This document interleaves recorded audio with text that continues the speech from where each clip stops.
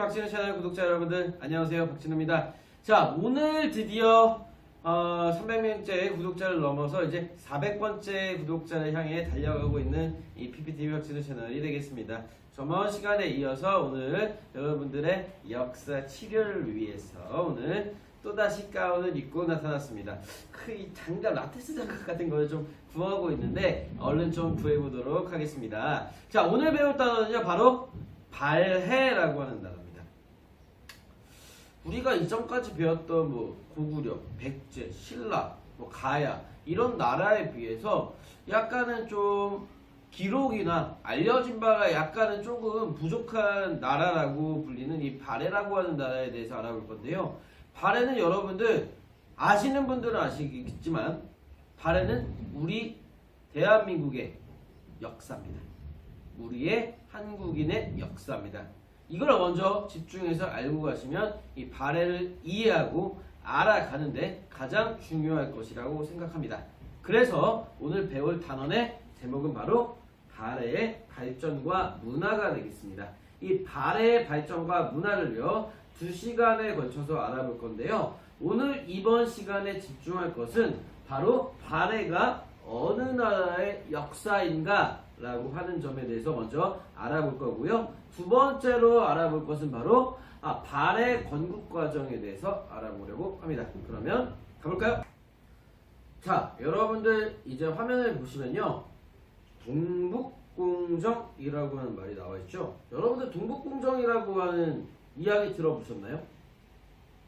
한창 2000년 초반쯤에 굉장히 우리 역사를 지키자라고 하는 그런 이야기들이 많이 등장하면서 이 동북공정이라고 하는 이야기가 굉장히 많이 나왔는데요. 이 동북공정과 관련된 나라는 바로 중국이 되겠습니다. 이 중국과 우리나라의 그런 역사, 분쟁이 되겠는데요. 예를 들어서 독도를 둘러싸고 우리 한국과 일본을 둘러싼 그런 논쟁이 있잖아요. 이 일본에만 집중할 것이 아니라 이 중국의 역사와 우리나라의 역사가 문제점, 충돌이 생긴다라는 점이 바로 동북공정이 되겠습니다. 이 동북공정을 추진한 나라는 앞서도 잠깐 얘기했지만 바로 중국이 되겠습니다.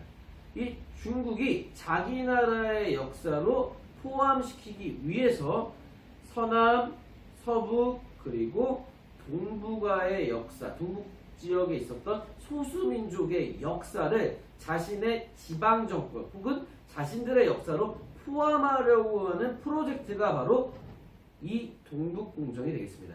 이 중국의 지도를 잠깐 보도록 하겠습니다. 이 중국의 지도를 보시면요, 여러분들 들어보셨겠지만 55개의 소수민족과 한족으로 구성되어 있는데요. 특히 이 동북지역 같은 경우에는 우리의 그 잃어버린 땅이라고 불리는 이 간도도 위치해 있고요. 우리의 옛날 같은 핏줄, 조상이라고 하는 이 조선족들도 이 간도, 이 동북지역에 많이 살고 있습니다. 그런데 이 동북지역에 위치해 있었던 최초의 나라는 고조선인데, 중국이 집중하고 있었던 것은 바로 고조선 이후에 등장하는 바로 고구려부터 발해, 그리고 거란족이 세웠던 요나라, 그리고 여진족들이 세웠던 금나라, 이런 나라들을 자신들의 아예 역사로 포함시키려고 하는 의도가 담겨있는 것이 바로 동북공정이 되겠습니다. 그래서 이 동북공정이 1조 원의 예산이 투입돼서 지금 거의 20년 가까이 진행되고 있거든요. 이 동북공정이 추진되면서 우리나라의 고구려, 발해 역사가 중국의 하나의 역사로 포함되려고 하는 그런 모습이 많이 보이고 있기 때문에, 특히 우리가 이 발해라고 하는 역사를 배우면서 왜 발해가 우리나라의 역사인가에 대해서 여러분들 잘 생각해보는 시간이 오늘 되었으면 좋겠습니다. 자, 그러면요, 오늘 먼저 알아볼 것은 바로 발해라고 하는 나라의 역사는 과연 어디 나라의 역사인가에 대해서 먼저 알아보러 가보도록 하겠습니다. 자, 발해의 영토를 한번 보여드리도록 하겠습니다. 자, 발해의 영토를 보면요, 우리 한반도와도 접경되어 있고, 그리고 현재 중국 영토에도 접경되어 있고, 그 다음에 러시아의 영토에도 겹쳐 있습니다. 그래서 여러분들 발해 영토와 현재 그 지도를 비교해 보면요, 다양한 중국, 한국, 그리고 러시아와 접경 지역에 모두 영토가 포함되어 있는 상황을 알 수가 있겠습니다. 자, 그러면요, 이 중국, 한국, 러시아의 교과서에는 과연 발해의 역사를 어떻게 보고 있는가 하나하나 살펴보도록 하겠습니다. 자, 먼저 우리나라의 역사 교과서부터 좀 살펴보도록 하겠습니다. 자, 지금 띄워져 있는데요. 발해는 만주지방에서 대조영을 중심으로 고구려 유민들에 의해서 건국됐습니다. 고구려는 한국의 역사죠. 그래서 지배층은 고구려인이었고 고구려 계승의식이 뚜렷하였기 때문에 고구려는 한국의 역사이면서 발해 또한 그 후이기 때문에 한국의 역사다라고 하는 인식을 하고 있습니다. 자, 두 번째, 중국에서 보는 관점에 대해서 한번 살펴보죠. 네. 중국 민족을 주체로 해서 여러 민족이 중국을 구성해오고 있죠. 여기까지 이해를 합니다. 중국의 역사에 있어서 발해의 역사는 중국의 다민족 역사를 더욱더 풍부하게 한다. 그래서 발해사가 있기 때문에 중국의 다민족사가 더욱더 풍부해진다는 소리죠. 그래서 발해사를 연구하는 목적은 발해인들이 중국의 역사, 문화에 어떻게 이바지했는가, 발해라고 하는 나라가 중국에 어떤 영향을 미쳤는가에 대해서 공부하겠다는 거예요. 그래서 중국의 역사 교과서는 이렇게 나와 있다라고 살펴봤습니다. 자, 마지막으로 러시아의 입장을 좀 보도록 하겠습니다. 발해는 이 극동지방 연해주 지역에 있었던 역사의 최초의 국가이자 피지배층이었던 말갈족의 국가다라고 되어 있습니다. 그래서 말갈족이 수천 년 동안 거쳐오면서 발해인이라고 하는 민족을 형성했다고 보고 있네요. 그래서 이 발해인들이 후에 카자흐스탄, 우즈베키스탄 이 지역에 있는 중앙아시아, 시베리아로부터 많은 영향을 받았고 그들에게 영향을 주었다. 이런 인식을 하고 있습니다. 자, 한국, 중국, 러시아 모두 다 발해가 엄청나게 자신들의 역사에 큰 영향을 미쳤고 자신들의 역사라고 약간 혹은 많이 아니면 확실히 그런 입장을 보여주고 있습니다. 자, 이렇게 각국에서 발해를 보는 역사가는 하나같이 발해는 큰 영향을 주었고 발해는 자신들의 나라의 역사다라고 보고 있습니다. 우리는 어떻게 봐야 될까요? 자, 조금 더 생각을 구체적으로 해보기 위해 퀴즈를 한번 풀어보도록 하겠습니다. 발해의 옛 땅은 현재 어느 나라 땅일까요? 그렇죠. 지금 한국, 중국, 러시아의 영토가 되겠습니다. 자, 그러면 발해를 왜 자신들의 역사라고 주장할까요? 나라라고 주장할까요? 바로 자신들의 유리한 역사를 만들기 위해서 그런 의식을 담고 있겠죠. 자, 그러면 발해는 어느 나라 국가일까요? 그래서 오늘 왜 발해가 한국의 역사인지 이번 시간과 다음 시간을 통해 알아보려고 합니다. 자, 발해가 어느 나라의 역사인지 알아보기 위해서는 발해 건국 과정부터 살펴봐야 하는데요. 교과서 93쪽에 빈칸을 채워보면서 한번 발해의 역사가 어디 나라의 역사인지 함께 알아보러 가보겠습니다. 자, 먼저 고구려가 어디한테 멸망했었죠?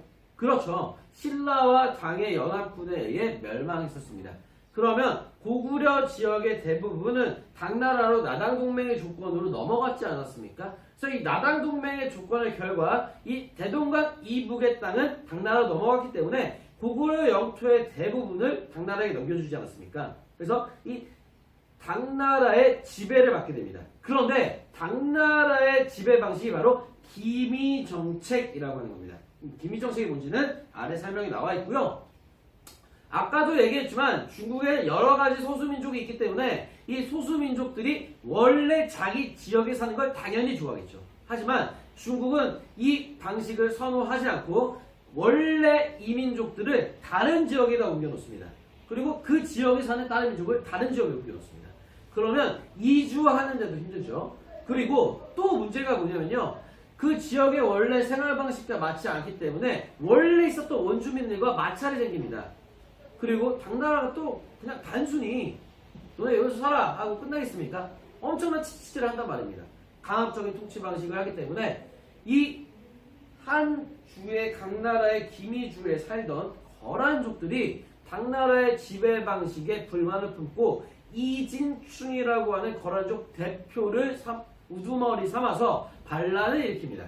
근데 이 지역에는 거란족만 사는 게 아니라 고구려 유민들 그리고 말갈 유민들도 함께 살았습니다. 그래서 당나라 군대가 거란 반란을 진압하려고 오는 찰나에 고구려의 사람들과 말갈 사람들이 함께 떠납니다. 동쪽으로.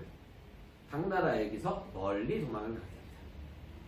그래서 도읍을 정하는 곳이 바로 동모산이라고 하는 곳인데요. 지금 지도가 나와 있죠.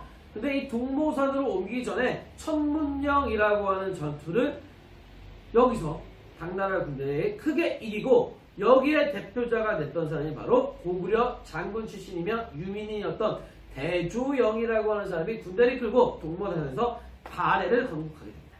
그래서 발해의 시작은 바로 동모산이었고 천문령 전투를 통해서 발해 건국이 시작되었다라고 보시면 되겠습니다. 자, 이 발해가 동모산에서 건국되게 되면서 남쪽에는 신라, 북쪽에는 발해라고 하는 나라가 생기게 됩니다. 그래서 이제 한반도의 역사에 두 갈래가 생기게 되는 거죠. 삼국시대에서 통일신라 그리고 발해까지 생기게 되는 상황이 되겠습니다.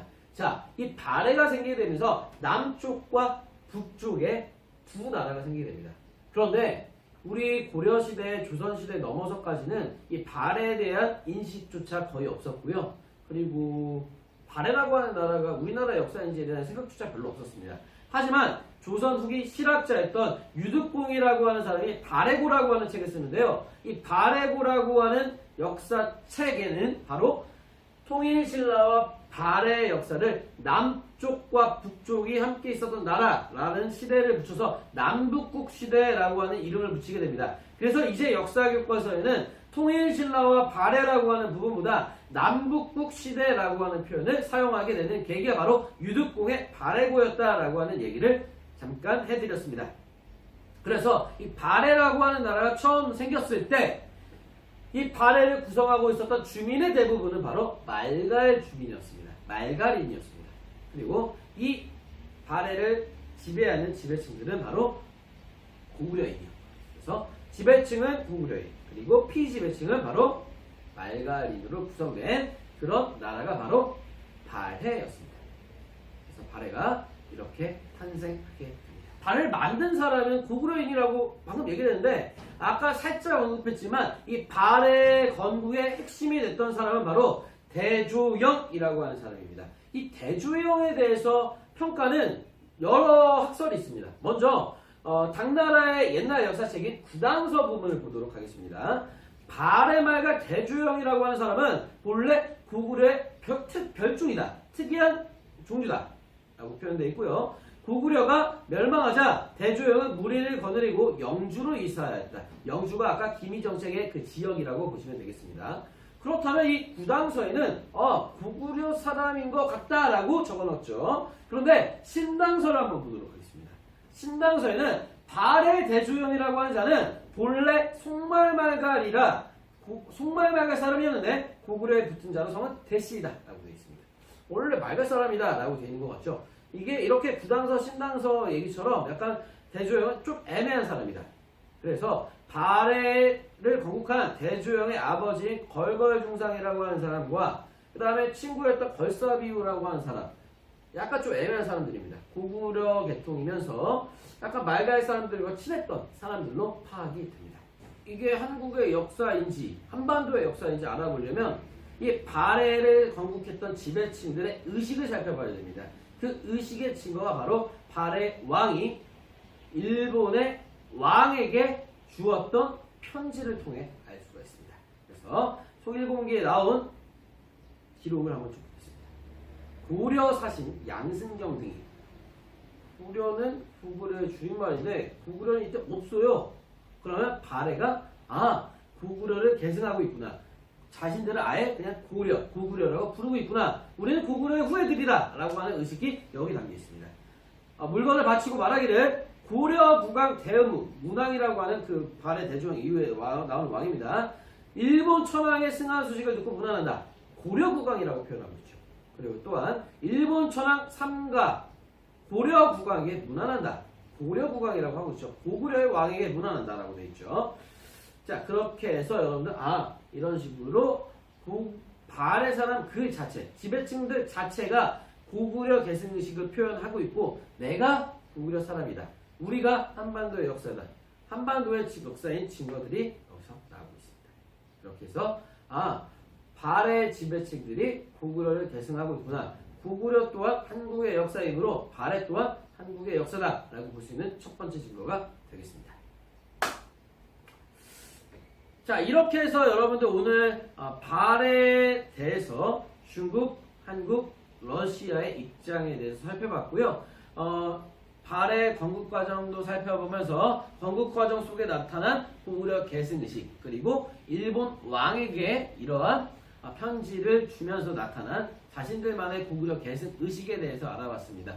그래서 발해 지배층 자체가 고구려인들이었고 고구려인들이 바로 고구려 계승의식을 띠는 건 너무나 당연한 거였습니다. 그래서 이런 의식을 통해서 발해가 한국의 역사인지 알아보는 시간이 되었으면 좋겠습니다. 내일 다음 시간에는 조금 더 자세히 발해가 왜 한국의 역사인지에 대해서 조금 더 사례를 통해서 알아보는 시간을 가지도록 하겠습니다. 그러면 다음 시간에 만나요. 안녕.